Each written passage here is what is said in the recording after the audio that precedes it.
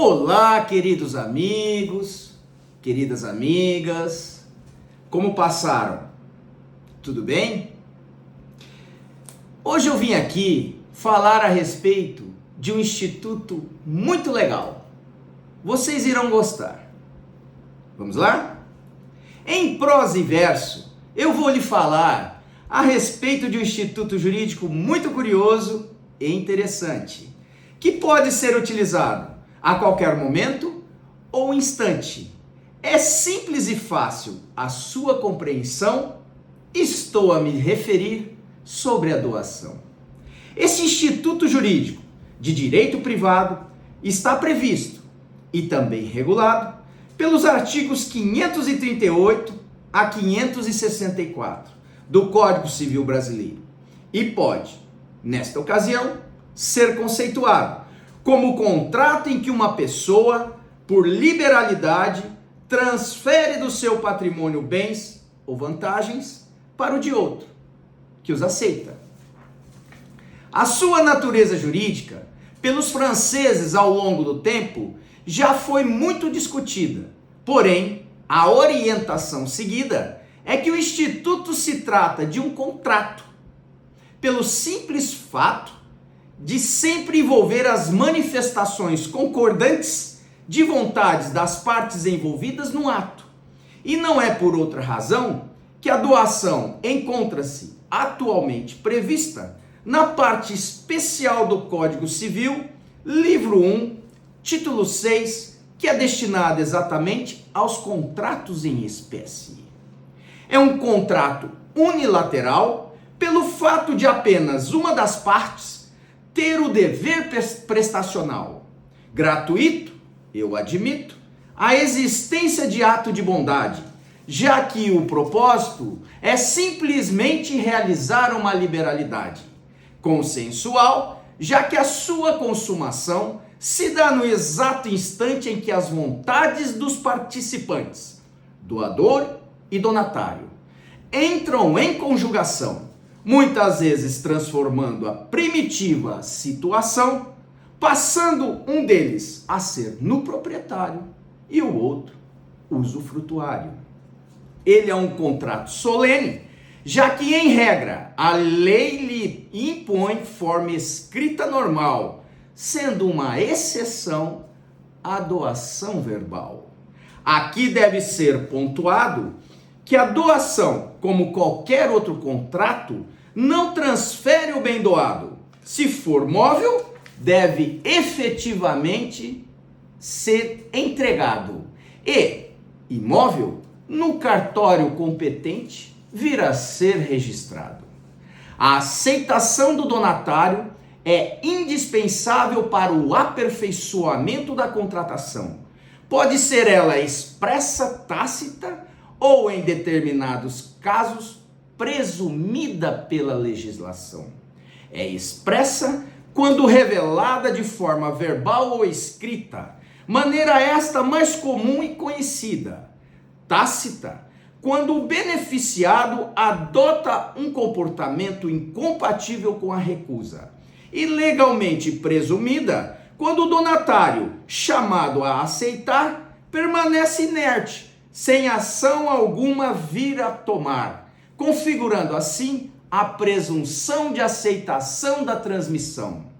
Apesar da doação ser um ato solene, excepcionalmente também pode ser verbal, caso o seu objeto seja bem móvel, de pequeno valor e ocorra a sua imediata entrega manual. Por outro lado, bens podem vir a ser doados mediante contrato publicamente escriturado, como também no modo particularizado ou privado. E para que isso aconteça, tudo irá depender do valor que por eles se estabeleça, ou que na doação for expressamente estipulado, conforme a diretriz contida no artigo 108 do Código Civil, nosso Estatuto de Direito Privado. O ato de liberalidade possui diversas formas ou especialidades, cada qual com a sua excepcional particularidade. Pode ser pura e simples, que é a feita por mera liberalidade, sem qualquer condição, encargo, termo, restrição ou modificação para sua constituição ou execução. A título de exemplificação, cito a doação feita em contemplação ao merecimento por uma boa ação do donatário. Outra espécie a ser mencionada é aquela denominada como com encargo ou modal, que é a doação em que o doador impõe ao donatário uma incumbência ou contraprestação em seu benefício de terceiro ou no interesse geral. Saindo um pouco do tradicional, temos também a doação condicional, que é aquela que surte efeito somente após a ocorrência de um acontecimento futuro e incerto, tanto para se configurar, mediante cláusula suspensiva, como para se desfazer, mediante cláusula resolutiva.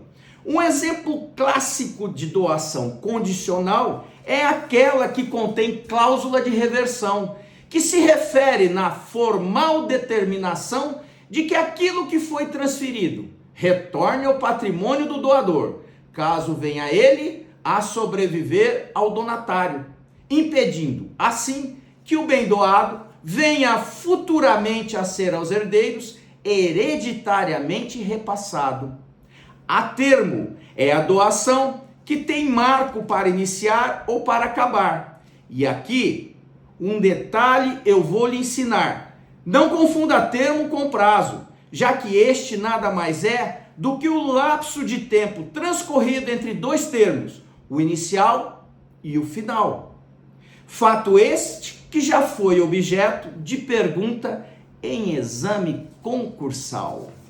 Conjuntiva é aquela feita em comum a mais de uma pessoa, sendo, em regra, distribuída igualitariamente aos donatários, salvo determinação em contrário. Remuneratória é a doação que se faz em contemplação e que, em realidade, observe esta particularidade, esconde a real intenção de entregar uma remuneração ao donatário por um motivo de gratidão, mas que por ele não poderia ser exigido em nenhuma ocasião.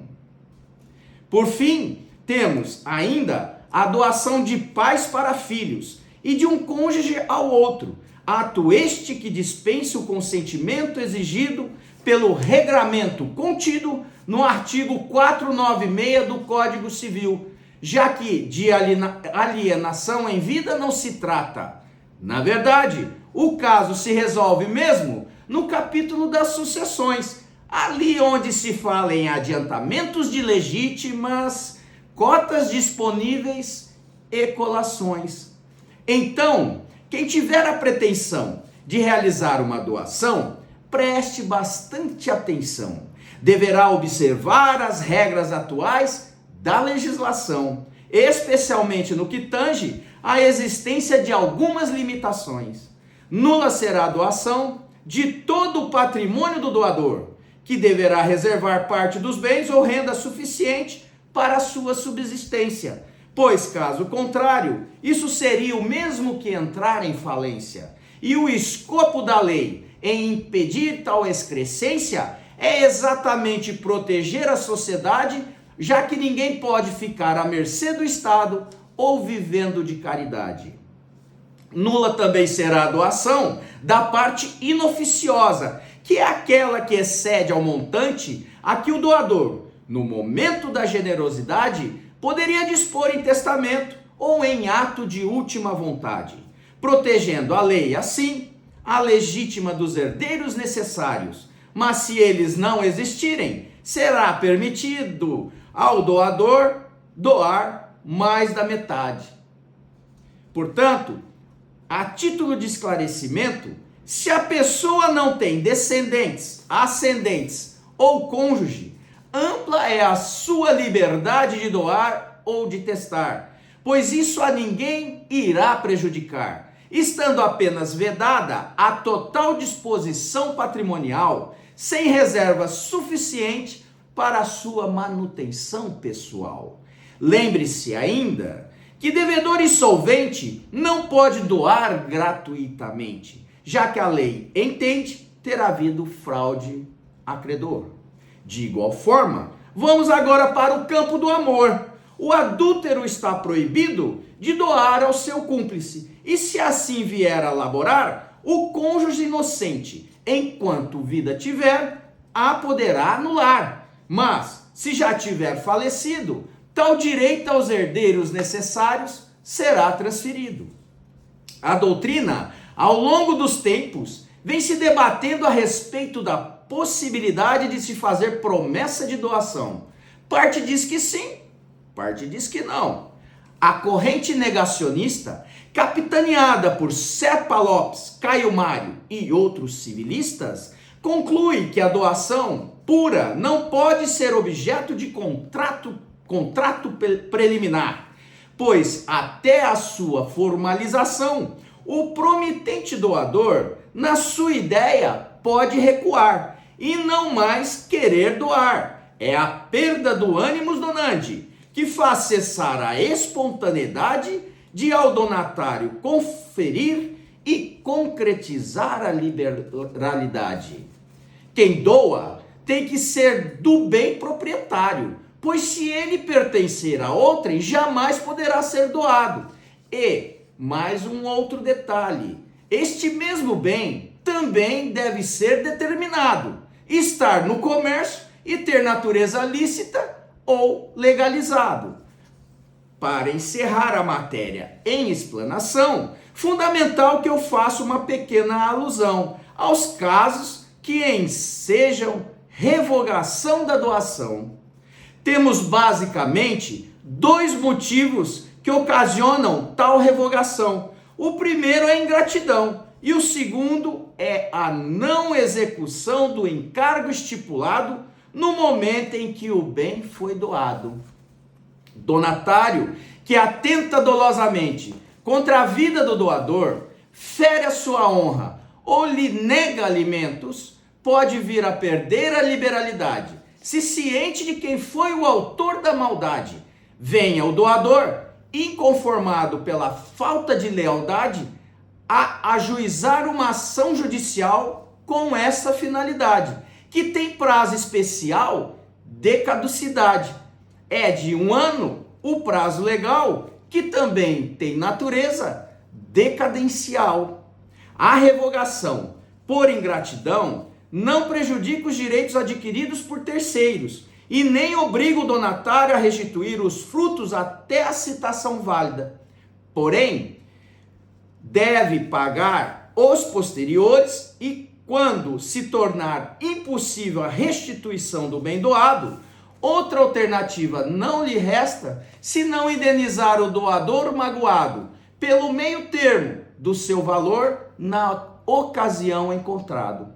Por fim, não se revoga a doação se for ela puramente remuneratória, se oneradas com encargos já cumpridos, a que se fizer em cumprimento de obrigação natural e a feita para determinado casamento.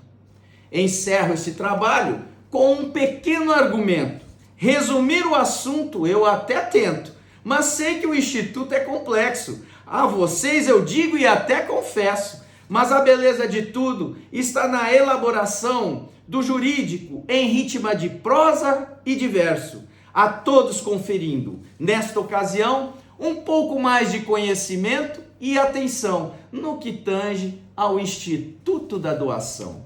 Falar sobre o direito, para mim, é um prazer sem fim. Mostrar aos amigos uma forma diferente de entendimento me confere alegria na alma e satisfação no sentimento, de modo que assim vou seguindo com o meu intento.